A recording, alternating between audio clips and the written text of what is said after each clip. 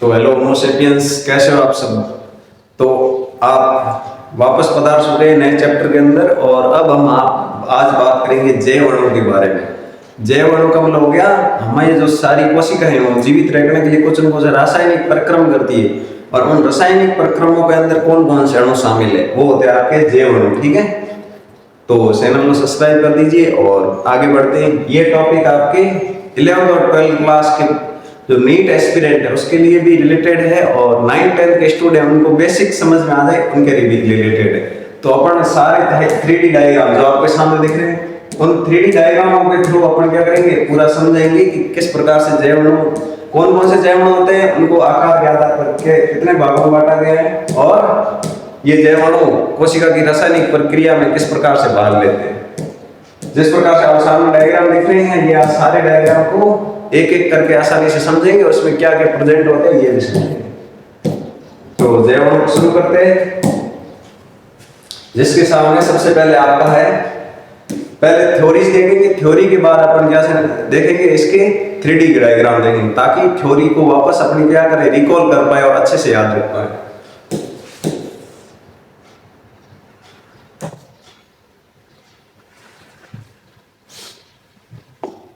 तो इधर आ जाते हैं फर्स्ट।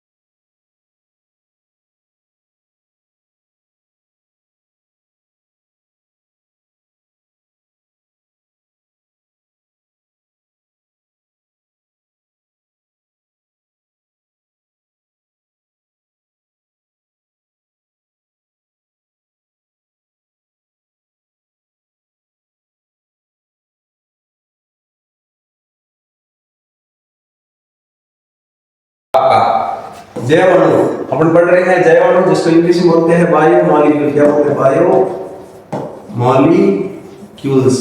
ठीक है, जैव अणु ये क्या होते हैं? कार्बनिक अणु। कार्बनिक अणु का मतलब हो गया इनमें कार्बन प्रेजेंट होगा हमेशा। क्या होगा? आपके कार्बन, कार्बन हमेशा क्या होगा? प्रेजेंट होगा, उसको बोलते हैं कार्बनिक अणु। अणु का मतलब हो गया जिसमें क्या हो, आपके दो या दो से अधिक परमाणु मिले हो। क्या मिले हो? परमाणु। दो या दो से अधिक परमाणु मिलकर क्या बनाते हैं? अणु। परमाणु प्लस परमाणु, ये क्या बन जाएगा? अणु बन जाएगा। ठीक है, इसको बोलते हैं एटम। तो परमाणु किसे कहेंगे? जिसमें दो या दो से अधिक, अणु किसे कहेंगे? जिसमें दो या दो से अधिक परमाणु मिले हो। और कार्बनिक का मतलब हो गया इसमें कार्बन की मात्रा हो, कार्बन के साथ कुछ और अणु मिले हो, जो दिन प्रतिदिन 4 या 5 क्रियाओं एक कोशिका के रखरखाव के लिए उत्तरदायी होते हैं। अब ये काम क्या करते हैं? जैव अणु, जैव अणु आपकी कोशिका के अंदर होते हैं और ये काम करते हैं दिन प्रतिदिन रोजमर्रा की होने वाली क्रियाएं, जो आपके श्वसन, उत्सर्जन, परिवहन, परिसंचरण, ये सारी प्रक्रियाएं, वो भी चयापचय क्रियाएं। ठीक है, शरीर के अंदर होने वाली मेटाबॉलिक रिएक्शंस, वो सारी प्रक्रियाएं क्या करते हैं? नियंत्रित करते हैं। और उनको क्या करते हैं? कोशिका के रखरखाव के लिए, एक कोशिका है आप, ये मान लो ये कोशिका है आपकी, ठीक है, इसको क्या करेंगे? रख रखाव के लिए इसकी आकृति, इसको पोषण वगैरह सब सारी चीजें, प्रोटीन का उत्पादन, वसा का अपघटन और जो माइक्रोप्रोटीन एटीपी का उत्पादन, ये सारी प्रक्रियाओं क्या करें? बनी रहे, बनाए रखे और उनका रख रखाव कर पाए, उसके लिए जिम्मेदार होते हैं। कौन होते हैं आपके? बायोमोलिक्यूल। कौन होते हैं जिम्मेदार?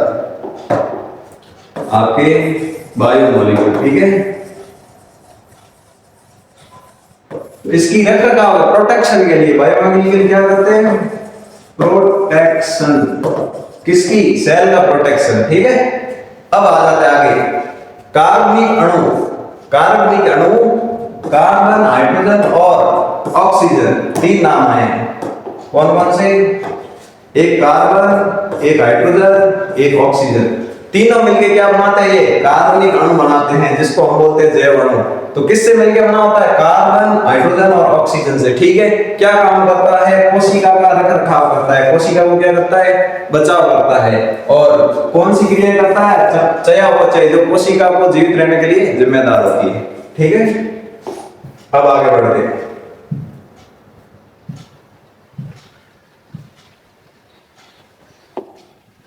अब नेक्स्ट पॉइंट है आपका, जैव अणु सूक्ष्म अणु है, संरचनात्मक रूप से सरल अणु होते हैं और बहुलक के एकलक अणु मूलभूत इकाई होते हैं। देखो अब ये कह रहा है जो बायोमोलिक्यूल है वो क्या है, माइक्रोमोलिक्यूल। क्या है, माइक्रोमोलिक्यूल, माइक्रोमोलिक्यूल। और ये क्या है, संरचनात्मक रूप से सरल अणु है। संरचना का मतलब हो गया ये जैसे ये बनी हुई है, तो ये क्या है, बहुत सिंपल अणु है। और बहुलक और एकलक अणु या मूलभूत इकाई होते हैं। अब दो प्रकार से होते हैं जैव अणु, एक होते हैं बहुलक के रूप में, एक होते हैं आपके बायोमोलिक्यूल बहुलक के रूप में, क्या होते हैं, पॉलीमर, और एक होते हैं एकलक जिसको बोलते हैं मोनोमर। पॉलीमर और मोनोमर, ठीक है। तो ये बहुलक, ये जो आपके जैव अणु है वो दो भागों में बट गए, एक एकलक होते हैं, एक बहुलक होते हैं। एकलक से निर्माण किसका होता है, बहुलक का, ठीक है। जैव सूक्ष्म अणु में ग्लूकोज, फ्रक्टोज, ग्लिसरॉल, वसीय अम्ल, एमिनो अम्ल, न्यूक्लियोटाइड शामिल हैं। देखो जो आपका कह रहा है माइक्रोमोलिक्यूल, माइक्रो का मतलब सूक्ष्म अणु, छोटे अणु, छोटे अणुओं में कौन शामिल है, जिसको बोलते हैं आप एकलक।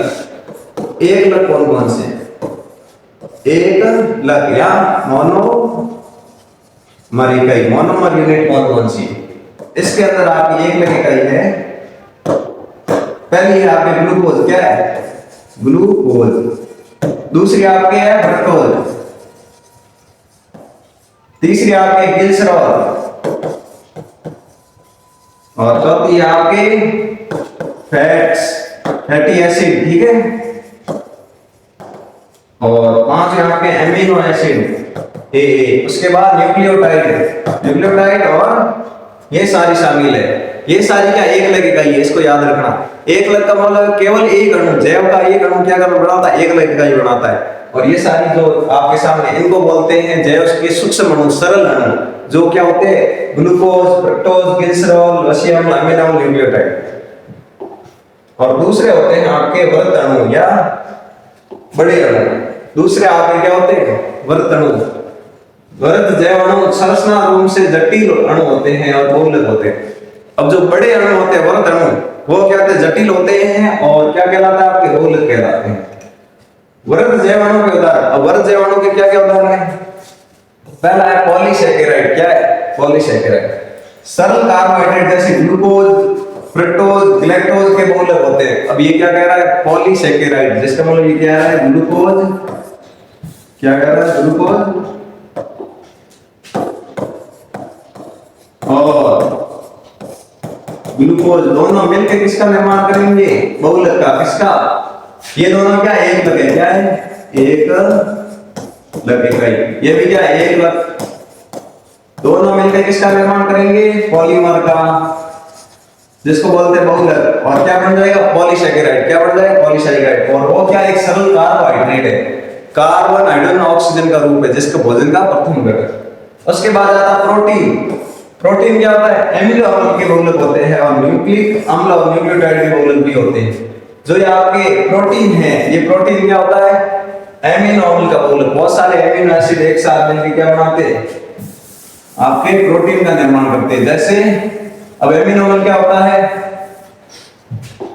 एमिनो अम्ल आपके संरचना होती है जिसमें एक कार्बन होता है, इधर NH3 समूह होता है, इधर COO समूह और एक हाइड्रोजन, एक एल्किल समूह जुड़ा रहता है।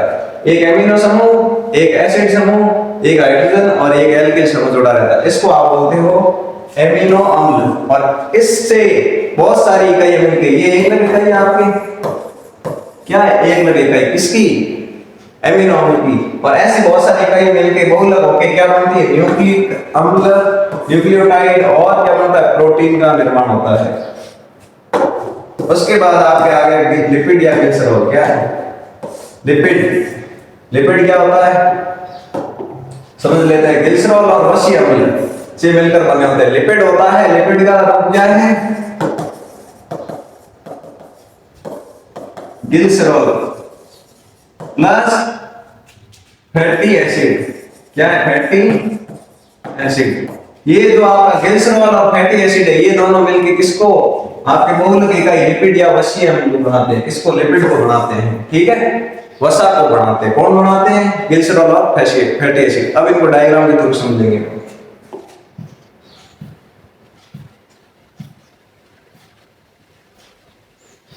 तो सबसे पहले अपन देखेंगे एक लग इकाइयां, सूक्ष्म जैवाणु के आधार पर एक लग इकाई क्या होती है।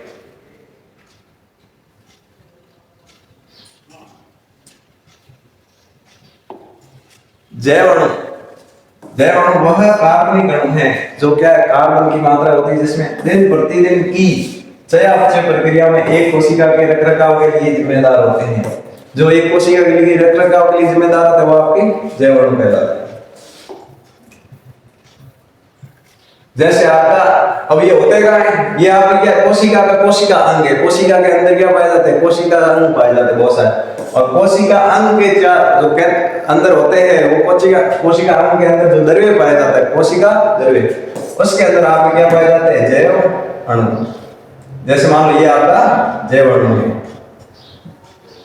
उनको जैव अणुओं को आपके जो आकार है उसके आधार पर दो भागों में बांटा गया। एक तो जैव सूक्ष्म अणु, जो छोटे अणु होते हैं, ठीक है, उनको बोलता है जैव सूक्ष्म अणु। किसके आधार पर? आकार। जिनका आणविक भार 18 से 800 डाल्टन तक होता है वो आपके जैव सूक्ष्म अणु कहलाते हैं। तो जैव सूक्ष्म अणु कौन से होते हैं? जिनका भार या कम होता है और वो क्या होती है? एक लग इकाई होती है, उनको बोलते हैं जैव सूक्ष्म अणु। जैसे आपका ये जैव सूक्ष्म अणु ज्यादातर एक लग होते हैं। देखो ये बोल रहा है जैव सूक्ष्म अणु जो केवल अकेले होते हैं और उनका भार या परमाणु द्रव्यमान क्या होता है? बहुत कम होता है। अब ये है आपका अणु ग्लूकोज। ठीक है, ग्लूकोज एक क्या है? एक लग है और जैव सूक्ष्म अणु है क्या है? ये आपका जैव सूक्ष्म अणु है।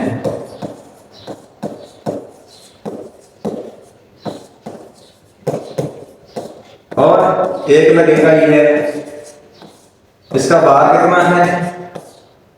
18 से 800 डाल्टन। तो इससे अपन क्या कहेंगे? ये आपका क्या है? जैव सूक्ष्म अणु। और इस प्रकार की इकाई होती है। अब देख लेते हैं इसमें क्या है। कार्बन, हाइड्रोजन और ऑक्सीजन तीनों से मिलकर बना होता है, इसलिए क्या है? कार्बनिक अणु है। क्या है? कार्बनिक अणु। तो कार्बनिक अणु भी है। और जैव अणु का मतलब क्या? कोशिका की जीवित रखने के लिए जिम्मेदार। तो ये ग्लूकोज एक क्या है? जैव अणु भी है। क्या है? जैव अणु, बायोमोलिक्यूल। ये बायोमोलिक्यूल है। अब क्या है? बायोमोलिक्यूल और कार्बनिक मॉलिक्यूल है। उसके बाद आपके जैव सूक्ष्म अणु है क्या है? आपके बायो मैक्रो मॉलिक्यूल है। उसके बाद इसका भार कितना होता है? 18 से 800 डाल्टन। उसके बाद दूसरा आपका आता है ग्लैक्टोज। ग्लैक्टोज आपके क्या है? कार्बोहाइड्रेट की दूसरी इकाई है। ये भी क्या है? एक लग इकाई है। इसी के साथ ये भी आपका मैक्रोमोलिक फ्रक्टोज। फ्रक्टोज भी एक लग इकाई है जो क्या करती है? कोशिका के द्रव्य में पाई जाती है। ग्लिसरॉल, ये संरचना ज्यादा इंपॉर्टेंट है। ग्लिसरॉल जो आपके क्या होती है? एक लग इकाई है। क्या आपकी एक लग इकाई है, जैव अणु है, कार्बनिक अणु भी है।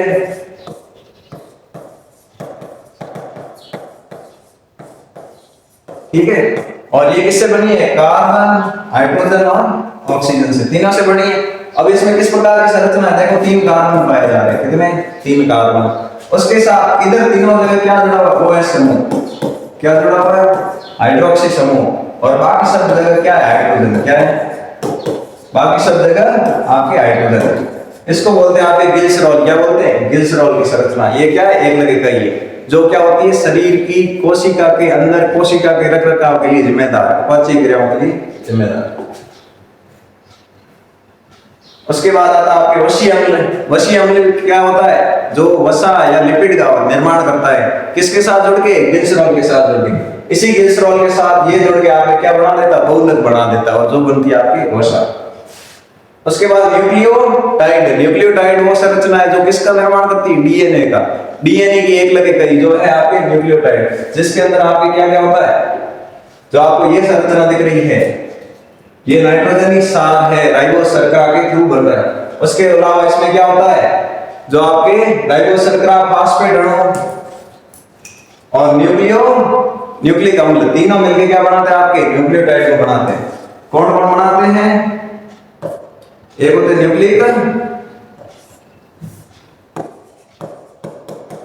न्यूक्लिक एसिड, ठीक है, प्लस राइबोज शुगर, डीएनए होती है डीऑक्सीराइबोज शुगर, और होता है आपके फॉस्फेट ग्रुप। ये तीनों मिलकर क्या बनाते हैं, आपके न्यूक्लियोटाइड का निर्माण करते हैं, ठीक है। और न्यूक्लियोटाइड अभी भी क्या एक लगे का ही है, और बहुत सारी न्यूक्लियोटाइड एक मिलकर किसका, डीएनए का निर्माण करती है, वो आपके क्या हो जाएगा, वो अलग हो जाएगा। उसके अलावा एमिनो अम्ल के अंदर क्या होता है, इस संरचना को समझना बहुत इंपॉर्टेंट है। ये एमिनो अम्ल की संरचना किस प्रकार से होती है, देखो आप, 2 कार्बन है आपके, 2 कार्बन हो गए। उसके अलावा ये क्या है, नाइट्रोजन समूह, ये नाइट्रोजन समूह, ठीक है। उसके साथ कितने 2 हाइड्रोजन जुड़े हैं, और इस साइड क्या जुड़ा हुआ है, एक OH समूह है इधर, और इधर क्या है, ये है इधर एक O है और एक OH समूह है, और इधर है आपका हाइड्रोजन, इधर है R समूह। R समूह के साथ इसने क्या जोड़ दी, CO2 जोड़ी हुई, क्या जोड़ी हुई है, CO2। तो ये आपके या एल्किल ग्रुप जोड़ दिया, ये एल्किल ग्रुप जोड़ गया, ये एमिन समूह है, और ये आपके क्या है, कार्बोक्सिलिक समूह, ठीक है। ये तीनों मिलकर किसका निर्माण करते हैं, आपके एमिनो अम्ल का। एमिनो का मतलब हो गया एमिन समूह, एमिन NH2, और अम्ल का मतलब हो गया कार्बोक्सिलिक अम्ल COOH समूह। ये क्या है, कार्बोक्सिलिक अम्ल, ठीक है। इन दोनों से मिलकर किसका निर्माण होता है, आपके अमाइनो एसिड, किसका, अमाइनो एसिड का, ठीक है। और ये दोनों जो एक लगे का यह है एमिन और कार्बोक्सिलिक अम्ल, दोनों मिलकर एमिनो एसिड का निर्माण करते हैं। संरचना आपके सामने। अब डाइसैकेराइड क्या होता है, डाइसैकेराइड जिसमें 2 एक लगे का यह मिलकर क्या करती है, एक जैव अणु का निर्माण करती है, डाइसैकेराइड। अब आ जाते हैं वर्ग अणु। देखो वर्ग अणु क्या होते हैं, मैंने बोला था आकार के आधार पर जैव अणु को 2 भागों में बांटेंगे, एक सूक्ष्म और एक वृहद। वृहद जैव अणु कौन से होते हैं, आणविक भार सीमा 1000 डाल्टन तक होती है, या 10,000 डाल्टन तक, कितनी, 10 से 10,000 डाल्टन तक की सीमा। वो होते हैं आपके मैक्रोमोलिक्यूल, क्या होते हैं, मैक्रो बायोमोलिक्यूल्स। ये आपके क्या है, मैक्रो बायोमोलिक्यूल्स, जिनका मॉलिक्यूलर वेट कितना हो, 10,000 डाल्टन तक का होता है। डाल्टन क्या, आपके भार का मात्रक है, आणविक भार।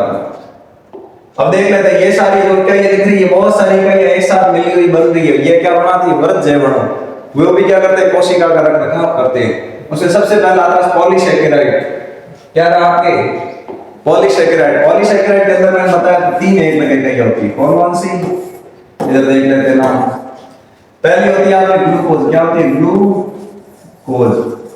दूसरी आपके फ्रक्टोज, और तीसरी गैलेक्टोज,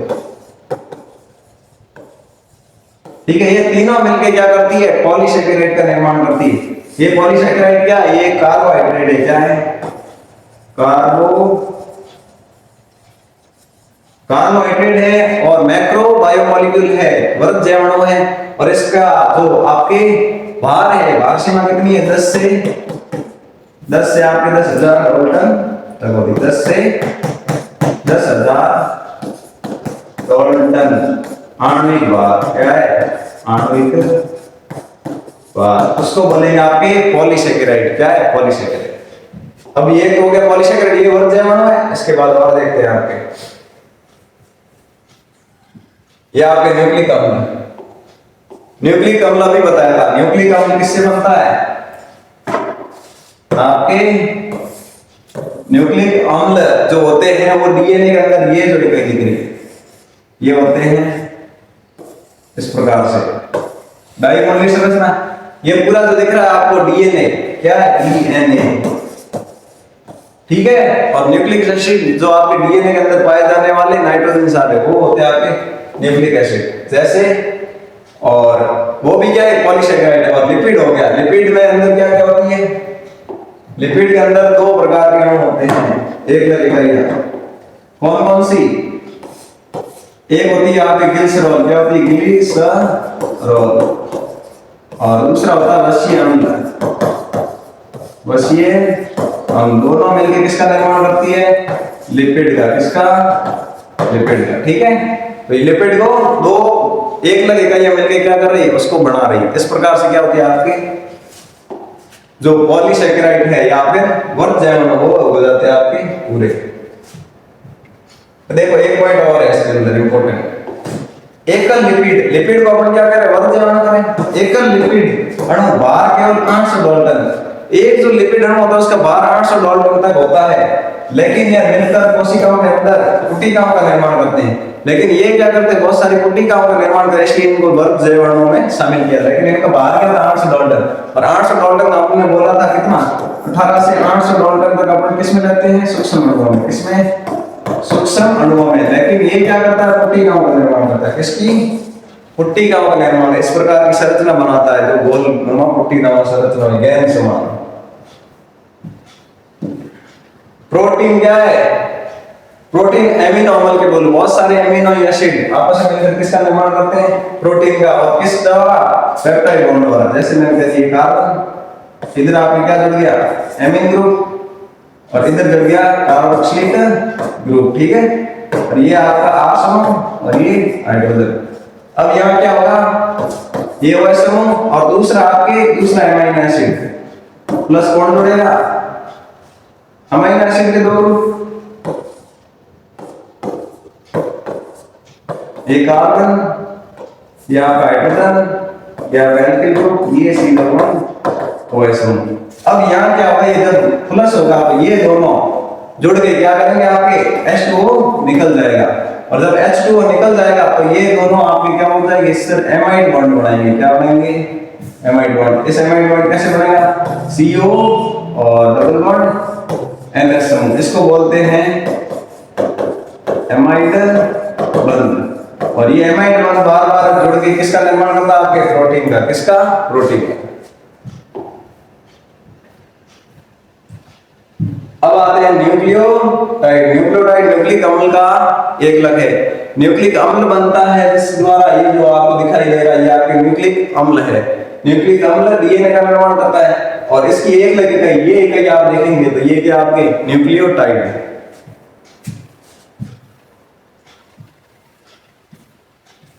और लिपिड आपको बता दिया, लिपिड किससे, ग्लिसरॉल और वसीय अम्ल से मिलके बना होता है। ठीक है, इसके अलावा जो मोम है, क्या है, मोम।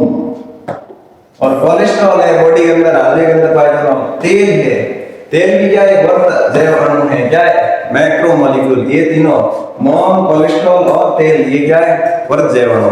इस प्रकार से अपन क्या हो गया, सूक्ष्म जैव अणु और वर्ग जैव अणु, उनके बारे में पढ़ा। और जैव अणु क्या होते हैं, उनके उदाहरण क्या होते हैं।